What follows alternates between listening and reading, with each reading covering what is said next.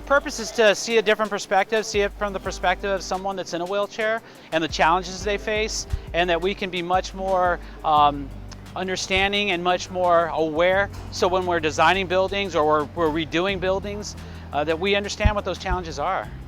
That's the point of this challenge, is so that those of us who are not in wheelchairs, who haven't had to really be forced to think about it, can see what it's actually like. So I'm honored to be part of this group. I think there's so many things we can take from this. One is just greater understanding. Hopefully we learn a little empathy. But then I was also with executive director of facilities, and so when you think of it in terms of how our buildings function, how the furniture we choose for a classroom makes a difference on how you fit into the classroom and whether you feel like you're part of it or sort of an extra piece that they've added on at the end of the day. So our doors are very heavy. We do have ramps that are they're manageable, and I'm not sure we've thought about building things and buying things with full accommodations in place. I am so glad that I participated in the Wheelchair Challenge.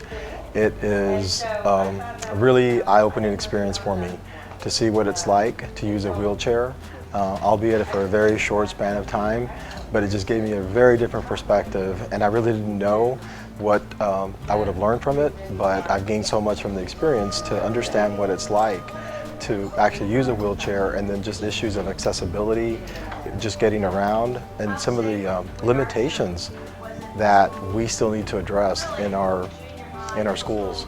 One of the things I've already thought about is how we are planning for our facilities, because right now we have convened a group of community members to look at our facilities, our Fab Pack, and how we really do need to have a voice in that work from Arch or Hadley, or somebody who can speak to these issues from a personal perspective. So it's already forced me as a policymaker to think about how we might be more inclusive in our planning for our facilities. Now, there are laws about accessibility in our buildings, but I think we want to do better than just abide by the law, just be legal, though of course we need to do that. No, I just think that days like this are extremely important. They're important that as a district we come together, and it goes with our philosophy and belief of serving our families and our students, and to gain a different perspective today.